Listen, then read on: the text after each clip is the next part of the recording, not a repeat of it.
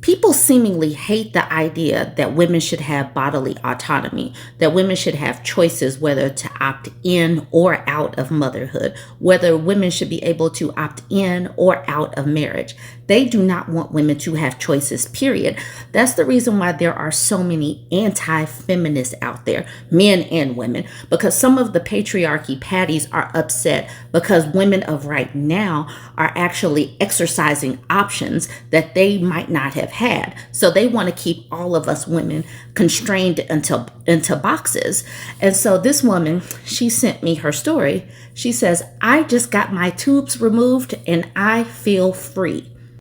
I'm a mother, I'm a wife, and I am a feminist. And I believe strongly that women need to be able to have their own value system, have their own beliefs, and walk their own paths without having others try to constrain them into a box and into a role that they don't want.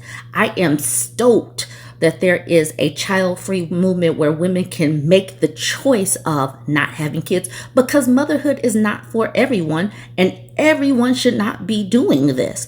I've already said that what we do as mothers is not appreciated. So I am happy that women who want to opt out have the opportunity in some places to opt out. But it is sort of like, finding a needle in a haystack to find a doctor that's willing to honor what you want to do with your body. It is sometimes hard to make your family believe that you know what you want to do with your body, because some people do not believe that women should have autonomy over their bodies. Now, let's look at this story. Trigger warning. She speaks about SA in her story. She says, greetings from a YouTube subscriber. Please censor my username if you want to make a video on this or something, but I'm S on there. I've watched you since the election showed me how important it is to build community with my people.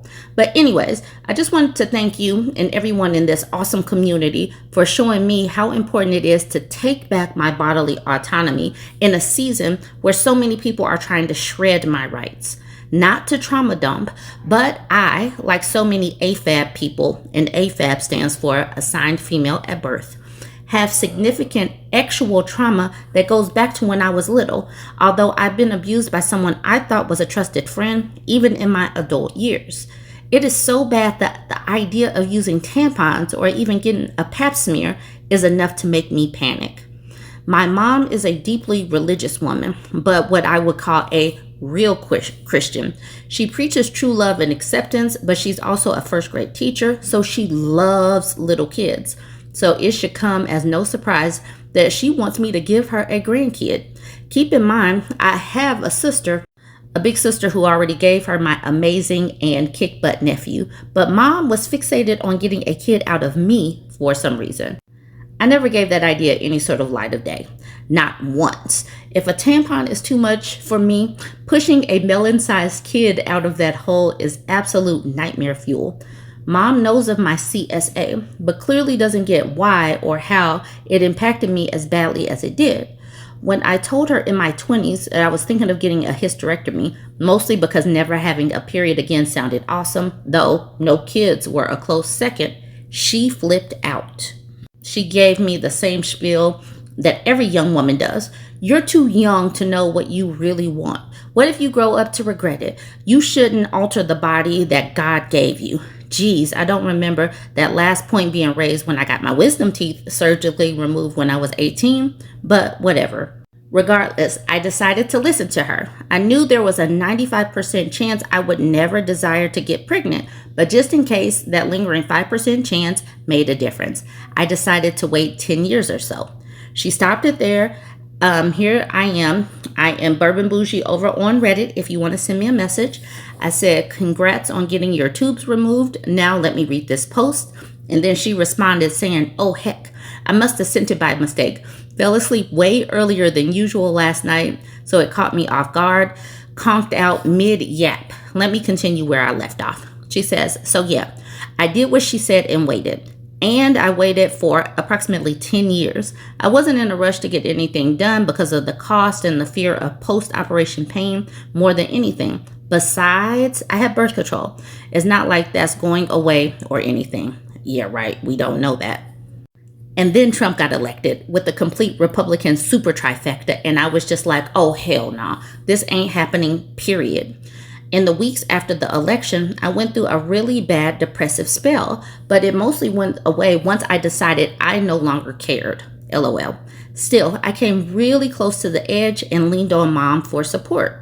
So when I told her in December that I wanted to get the surgery just in case, she assumed it was just me having another episode. She went off again, telling me to wait and how I'm too young and how she wants to have a grandchild by me, blah, blah, blah.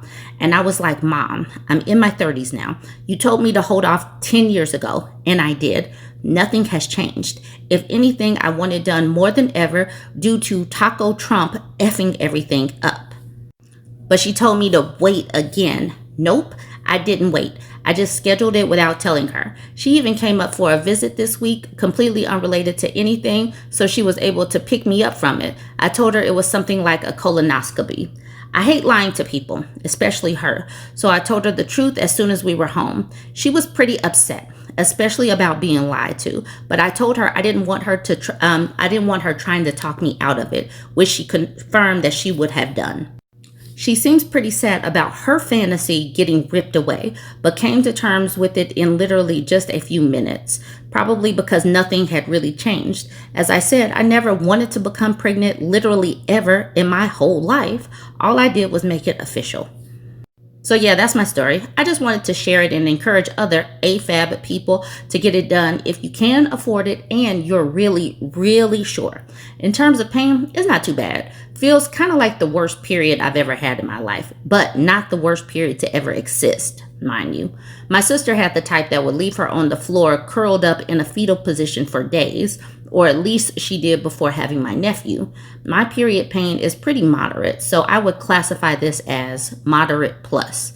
I'm still able to get up and move around, and while my wounds do hurt, I occasionally forget they're even there. I'm also solidly obese, which was another worry for me, but there was nothing super bad that came of that. They did have to make an extra hole to guide the little instrument in easier, but they told me that wasn't a huge deal. That's all. Keep up your amazing service to the girly community, Bird. Some of these mothers are way too overbearing. They want to make the decisions for their lives and their children's lives. They had a chance to make their decisions and live their life how they wanted to. And if they didn't have the opportunity, that sucks. But why strip that away from your children? The way her mother was acting was quite weird. I do not like the whole trying to steal your children's life so that you can vicariously live through them. Like, let women make their own decisions. This woman clearly stated, I do not want to have children. She did not have to give off all of these reasons or make like a thesis on an argument why she didn't want to. Like, let women live. Women are fully formed humans. They have a brain of their own. Stop trying to dictate the life of other people. Live your life. Like, your children are whole separate people, humans with their own values, beliefs, opinions. You know, they're going to live how they want to live. That's where people are getting things screwed up. They think that they get to live their own life and they get to live their children's lives. And I am glad that we are learning the words boundaries these days, because sometimes boundaries with your parents are some of the hardest that you have to put up, because these parents believe that they should be able to live your life. And to that I say, nay, I say. All right, I'm happy that she was able to do what she wanted to with her life. I'm happy if you're able to do what you want with your life. I don't believe that the world as it currently stands, the political climate, how much things cost, how women aren't supported, how men don't have to pull their own weight. I do not believe that many people deserve the sacrifice that comes along with women having children as it stands. Things need to change. So the women that opt out, absolutely, I high five you. All right, y'all. Join the conversation. Let me know what you think. Don't forget to like, comment, and share.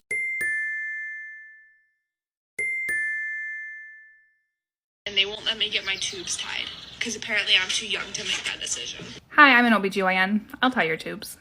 I didn't realize that it was so difficult in this country to find an OBGYN who's going to tie your tubes for you if you were younger or child-free or not married.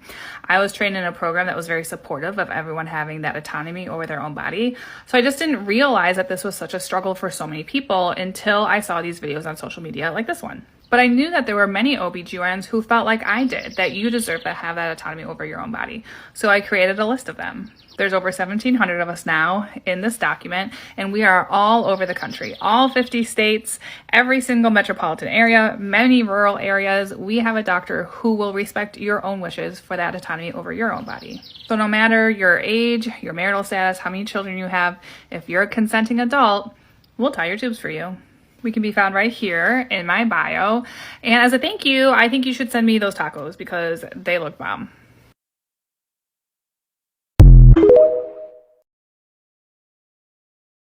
Here's how to get your tubes tied if you have the ability to get pregnant but no longer want to. Step 1 is to schedule a consultation with your doctor. I suggest starting with your established OBGYN, but if you feel they're not going to support your decision or you don't have one, I have a list of over 2,000 gynecologists who will listen. Schedule specifically a consultation for sterilization. This way your physician knows exactly what you're going to talk about that day and can focus on that sole discussion. Step 2 is that at this appointment, you're going to talk to your doctor about why you're interested in sterilization.